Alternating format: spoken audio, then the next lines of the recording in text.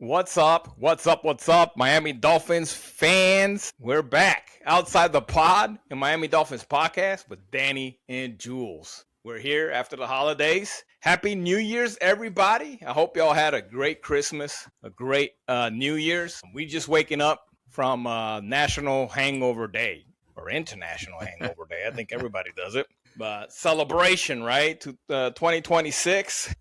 Welcome to 2026, y'all. Oh, Quinn's first win happened this past week, and it wasn't too bad, right? But hey, first off, like, hey, how was your New Year's? How was it? Did you?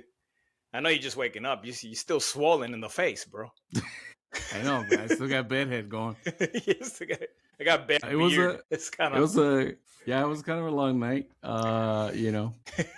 Just here with the fam, dude. Just celebrated with the fam. Oh, okay. Welcome the new year. Watch some Stranger Things finale. Oh yeah. That kind of stuff. Yeah. So. Oh yeah, it just dropped recently, right? Dropped some champagne. Cool. But cool. Yeah, same here. Same here. I had the weird idea. I'm a root beer fan. I don't know if you favor root beer. Your root beer is fine, right? But I like it. And mother-in-law likes it too. So we had some in the house from when she was down here for Christmas. And I went to mix it with bourbon. And thinking, cola and bourbon is good, right? No, you don't like it? Yeah, no, I usually do it neat, but... Yeah. But so I went to wash it down with some beer. And it tasted like tobacco dip. Like chewing tobacco, like I used to chew tobacco, right? I had the Copenhagen brand, like the straight original Copenhagen brand. I felt like I was just drinking like my spit. It tasted. I was like, what the fuck?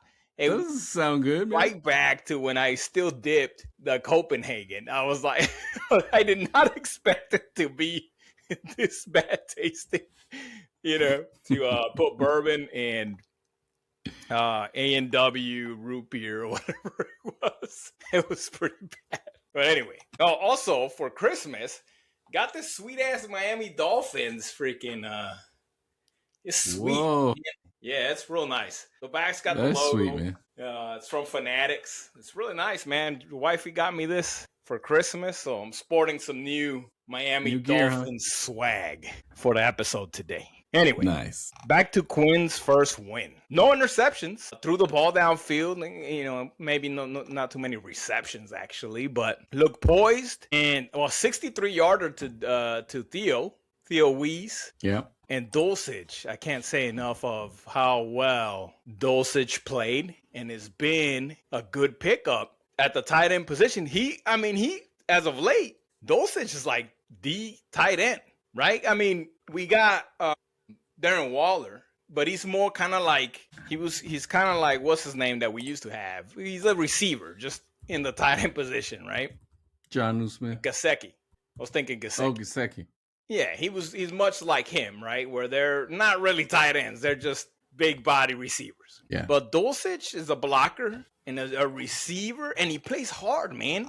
And you gotta love the flow too of the locks. He's got the freaking, what's the safety that does the commercials? I can't remember his name right now. Palomalu?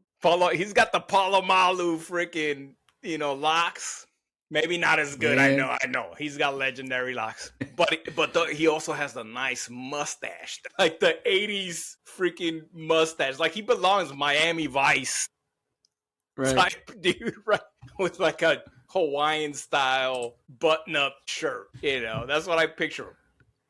Kind of like an athletic Weird Al.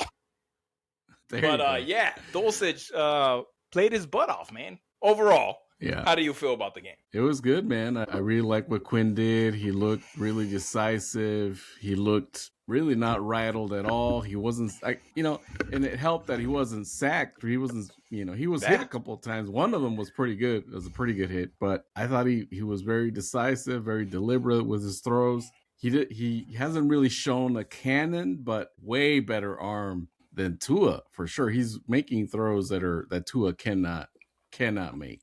Cannot do unless his feet are completely set. He's got, he's able to use his whole there was a couple of times where arm. Yeah, there was a couple of times where Quinn was on his back leg and threw a better ball than Tua, and we were kind of chatting about it. That Tua doesn't make that throw. So I really like what Quinn did. Yeah, absolutely agree on Dulcich. At first, when he first started playing, I thought, well, maybe he's our the poor man's Tyler Warren. Because we didn't draft Tyler Warren, so maybe Dulcich is the guy.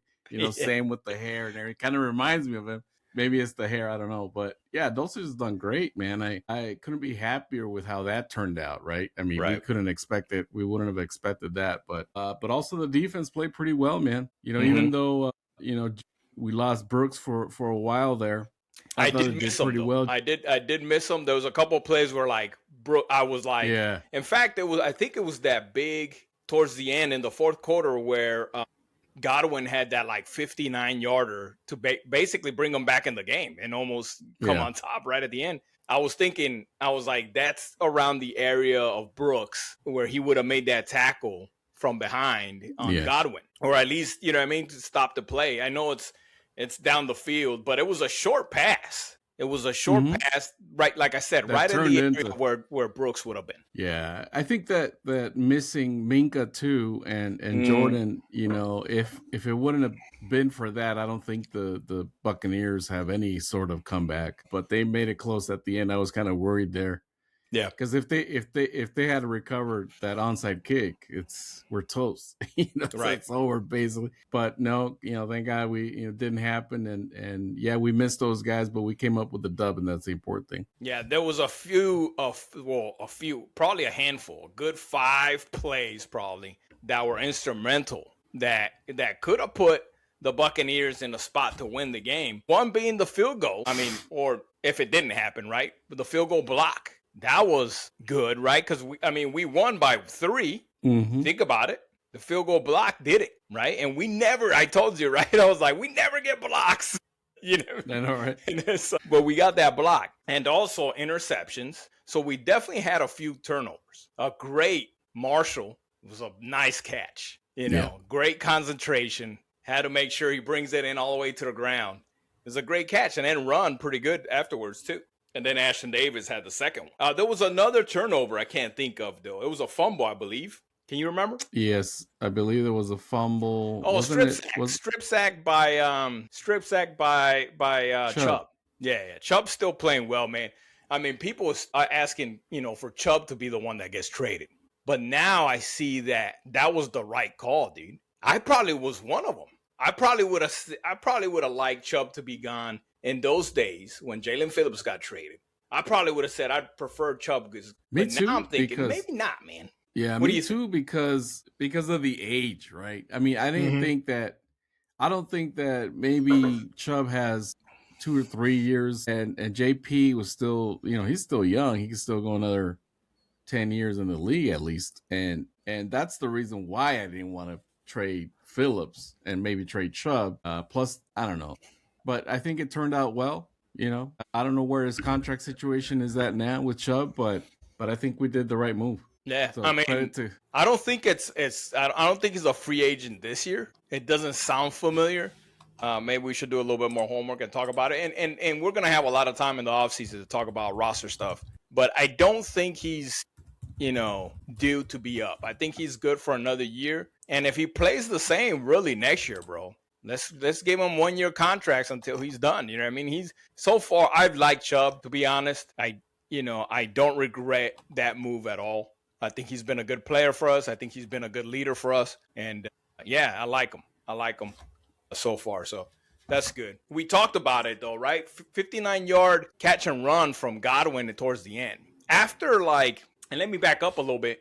The Buccaneers played a really good game, bro. They're obviously on the line to get to win their division, so they were playing pretty hard. And what I'm saying, besides the turnovers, if you think about it, don't tell me that Baker Mayfield wasn't making some throws that you're like, God, come on, bro. And then what was his name? That wide receiver that hadn't really played all season. What was his name? Did I write down?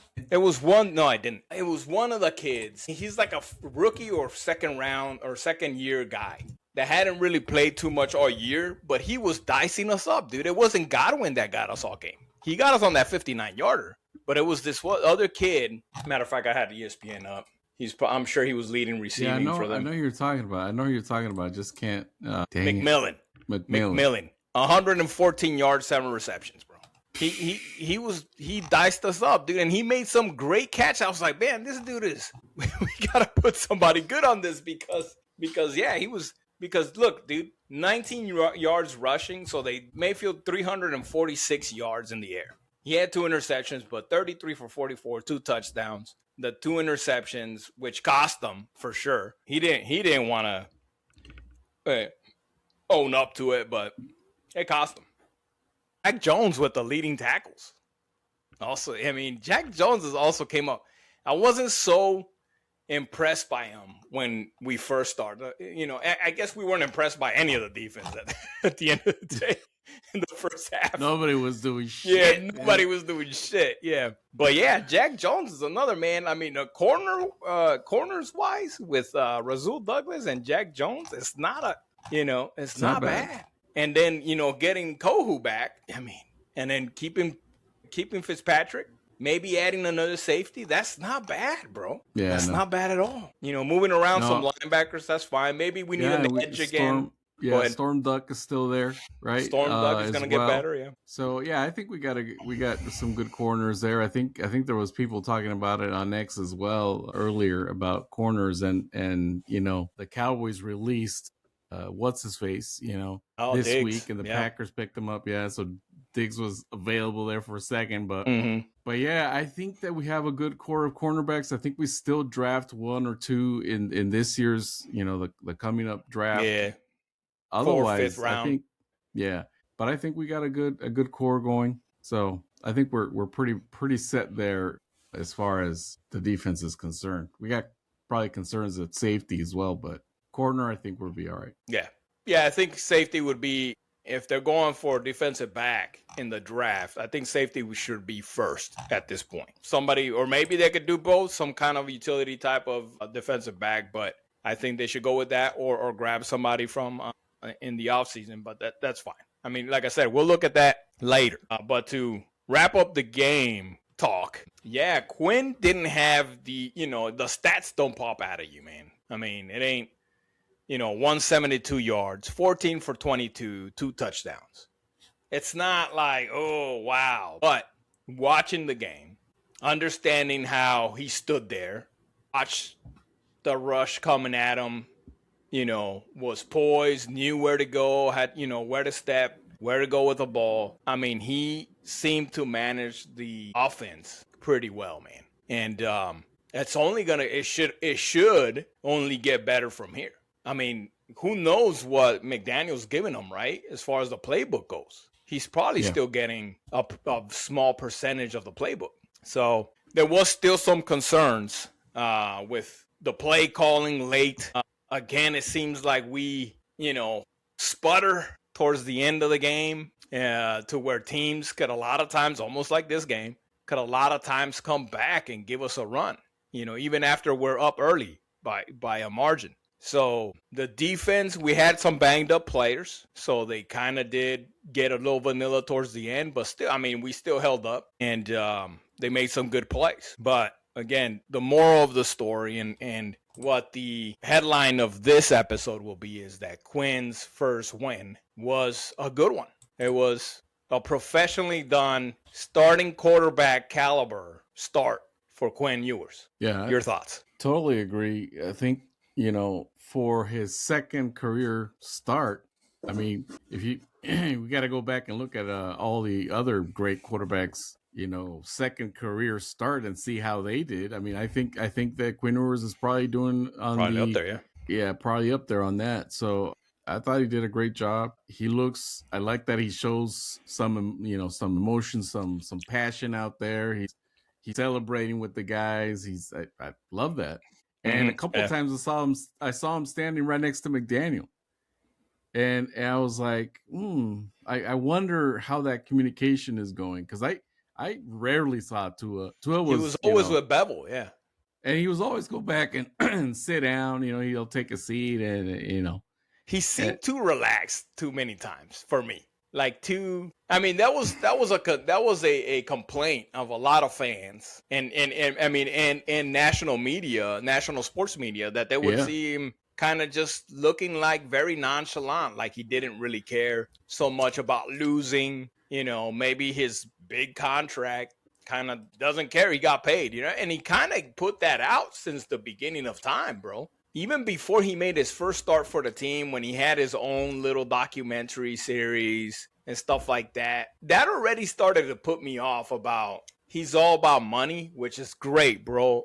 You guys get paid a lot. You should get paid a lot. But at the same time, I like my JJ Watts, bro. I like my Tom Brady's, people that just fucking love to play football and do it well. And want to win. They want to win. They want to win so much. I mean, Brady's just crazy, winning so many Super Bowls, and just wanted to continue to do that until he freaking broke down, and probably could have still done it for 2 more years and win another one. You know what I mean? Like, Jordan was the same way, right? I'm winning 6 out of 6 of my finals, NBA finals, bro. That's the type of mentality, Kobe Bryant style of crazy, that I want at the quarterback position, you know. And Quinn's kind of showing that so far. You know, he's got his little, he's got his little saying. But I mean, he looks like not as crazy competitive, but he looks like he definitely likes, you know, he's putting the team first so far. Yeah, absolutely. You know, yes, you're getting your money and everything, and at the end of the day, nothing really matters. Your family's first and all that. I get it. Oh, yeah. But when you're talking to the media, when you're basically talking to the fans at that point, because the fans are listening, you know, I want my quarterback to say, I want to win, dude, whatever it takes. And even though you're getting that money's paid by the ticket sales, man. Yeah. You know, they basically work for us. So we want to hear, I want to win. That's what I want to hear. I don't want to hear like, I don't care, you know, at the end of the day, blah, blah, blah. Absolutely Shut right. up, dude. Yeah, I want you to win, bro. So to start closing things up, as we get to the end of the episode here. And again, I guess we could talk about this a little bit further in more detail towards, you know, in the off season, after the season's done and after we see Quinn Ewers one more game. But looking at the way the schedule kind of ended up, where do you think, and I'm not sure if you're looking at this, but if you're looking at the win-loss, where do you think Quinn may have snuck out another win for the Dolphins if he was playing at the level that he played the last 2 games? Because even in the loss, he didn't do too bad. He had a couple turnovers, but it wasn't bad. It wasn't a bad. My thought was, because we joked about it, right? And we could have had some more wins. We probably would have done better with Quinn Ewers at quarterback. But I'm looking at the losses. I mean, the Colts, the first loss to the Colts, 33-8. It just seemed, and looking, you know, thinking back to that game, we didn't get the offense going at all. Yeah, but our defense, definitely our offense sucked too. Yeah. All 3 sides of the ball were messed up. Yeah, that's what I'm saying. So my honest thoughts initially is maybe not so much. When we were joking about it on Sunday when we were watching the game, you know, Winn probably would have gave us some more wins, but I'm thinking, dude, our defense was just not stopping anybody, you know. And I mean, because, you know, Patriots, we scored 27 points. That's not bad. You know, 21 points against the Bills, 31-21. That's really, I mean, you know, maybe he could have snuck out another, you know, but that's 10-point difference. Yeah, I think Panthers overall, and Chargers are the ones. Yeah, and the Browns, 31-6. Again, another game where he probably should have been benched. He didn't get benched that game, didn't he? He did get benched. I think that's when he threw the 3 interceptions, right? Yeah, I think so. Yeah. So, but I mean, if Quinn would have started that game against the Browns, maybe we would have gotten a win. But our defense was just bad too. Remember, I mean, Dylan Gabriel was looking like a fucking elite quarterback on us. Yeah. I think you know, some of these, I think more so would have been on the defense. I think Quinn Ewers, you know, he's developed throughout the season into the guy we're seeing right now. I don't think he's this good earlier in the season. You know, he's still kind of watching. He's still learning plays. He's practicing with the practice squad and all that, and the defense and against our defense and everything. So I think we wouldn't have had that same quarterback. The problem was the defense sucked. Also. Yeah. Earlier in the year. Because even if you look at the Carolina game, Tua threw for 3 touchdowns that game and no interceptions. But Rico Dowdle ran for 206 yards against them. So a lot of these you can't pin on the quarterback play. The defense just didn't have it together, man. And there was a thing I saw a thing on X today where Weaver is admitting to not having it, together earlier in the year. Like not, maybe not curbing his expectations a little bit with the defense, especially our young people. And that's where the comments by what's his name from the Bills that we had, safety Poyer. Yeah, the comments by Poyer, right? Because he said recently he was like, "Yeah, when I was with the Dolphins, it felt like I was lost. I didn't know what the hell I was doing." And some of the players were saying that. Remember Chubb's comments also. So maybe they were like legit not understanding what Weaver wanted the first half of the season, dude. You know what I mean? Maybe Poyer could have been better. Later on, if, given more time, because he was ass with us. He was complete ass. You know what I mean? Yeah. And I mean, our whole defense was ass in the first half of the season. Maybe they just needed a little bit more time to understand what the hell Weaver wanted from them. And then, because we all know all of a sudden the defense now is Gucci. I mean, I couldn't really ask for too much more, maybe a few more turnovers, whatever. But they've done well, started getting sacks. Coverage has been pretty well, even though we lost a bunch of dudes, making Rasul Douglas and freaking Jack Jones they look freaking phenomenal, dude. Great tacklers. I didn't expect that. You know what I mean? I didn't expect Jack Jones to lead a game in freaking tackles. You know what I mean? So, yeah, but I do absolutely agree with you. And I think we kind of talked about it as well during the game, is that the Quinn Ewers that we're seeing the last 2 games as a starter probably wasn't the one that we would have seen if he would have started the season or even earlier in the season. We probably would have seen a lot more rookie mistakes, timeouts when there shouldn't have been, fumbles, all that, rookie stuff. And I think you're right. I agree that he's nice. He's looking pretty nice right now because he sat and studied and probably did the right thing. And I mean, that's another thing to like about him, right? That means that he didn't just sit there and freaking with his thumb up his ass, kind of just waiting for his turn. Like, you could tell a lot of quarterbacks do that. It seems to me that he probably put his head in the playbook, in the film, to make sure he understood what the hell was going on. Because he's looking, right now, so far, he's kind of polished for a rookie, bro. He's pretty polished for a rookie. So, I got a couple of things. Yeah, go ahead. Yeah, a couple of things before we sign off here, because you mentioned Quinn Ewers' rookie mistakes and things like that. I just want to point out, it just seems that the huddle is the huddle dynamics and everything looks very smooth, man. Like getting the call the plays out, no snap issues. Like even Tua had more snap issues than every game. Friggin', and he's gone through timeouts for no reason. Yeah, and then he's going through different centers now. He's gone through Mayer, he's gone through Brewer, both of these guys, and I've not seen any issues. Maybe they had the rookie center in. Yeah. So what's going on with that? Is it just Tua that he's just ass in like managing the huddle and all this? I mean, what's going on? A lot of things are going to come to fruition, bro. Yeah, so I got to point out that, right, because I think that's really smooth, and I think that the other guys are responding to him, and he looks like he could develop into a great leader there, which I think Tua was just not. So much. And especially with his shenanigans, with the media and all that, the stuff that he said that sometimes didn't make sense, that really annoyed me. But I just saw on the news just now, this just came out, dude, that rookie quarterback Cam Miller from the Raiders was claimed by the Dolphins. We stole them from them because they made a mistake and left them in the practice squad. And teams can sign people from people's practice squad, so they just I didn't know handled that, and we stole them from them. So maybe so this guy, he's a Tom Brady guy. I believe so. Yeah, he's a Tom Brady guy. Like Tom Brady was like, yeah, this is the guy I want on the Raiders. Yeah. So I mean, who knows? Tommy probably knows what the hell he's talking about. So hopefully, I mean, it turns out pretty well. From North Dakota State. Yeah, state. Yep. So yeah. Anyway, it was a pretty good week for us, Miami Dolphins fans.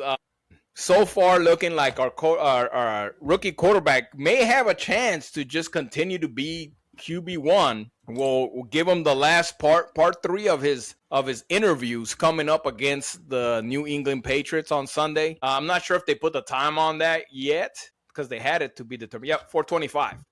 Yes, the Eastern. afternoon so game. It's the afternoon game against the New England Patriots. So I'm thinking the Patriots may sit down some people. Doesn't really matter if we win or not. I just want to see the players have a good game. I know there's some incentives there that they could have and, get their money, have a good game.